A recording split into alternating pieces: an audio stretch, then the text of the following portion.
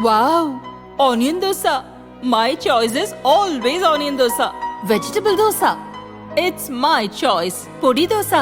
My choice is podi dosa. Wow! Masala dosa. It's always my choice. Dosa வகைகளில் ஒவ்வொருவருக்கும் ஒவ்வொரு choice இருக்கலாம், ஆனால் எல்லா வகை தோசைகளுக்கும் ஒரே சாய்ஸ் இதயம். சுரா கைட் 12ஆம் வகுப்பு பொதுத் தேர்வுக்கான புதிய பதிப்பு.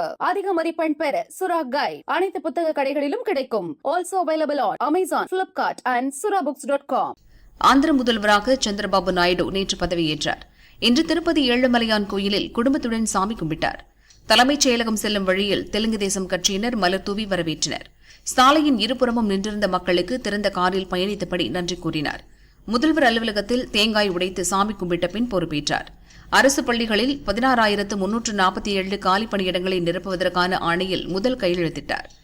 ஜெகன்மோகன் ஆட்சியில் அமல்படுத்தப்பட்ட நில உரிமைச் சட்டத்தை ரத்து செய்தார்.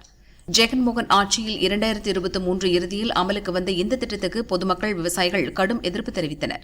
நில உரிமையாளர்கள் தங்கள் உரிமை பறிபோகுமோ என்ற அச்சத்தில் அரசின் திட்டத்தை எதிர்த்தனர். ஆந்திராவில் ஆட்சி மாற்றம் ஏற்பட ஜெகனின் இந்த நடவடிக்கையும் காரணம் என கூறப்படுகிறது.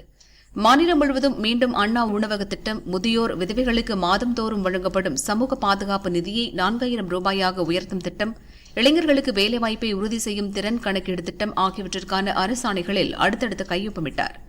இந்த 5 திட்டங்கள் பற்றி தெலுங்கு தேசம் தேர்தல் அறிக்கையில் இடம்பெற்றுள்ளது. ஆட்சிக்கு வந்ததும் முதல் பணியாக அந்த வாக்குறுதிகளை நிறைவேற்றியுள்ளார் சந்திரபாபு நாயுடு.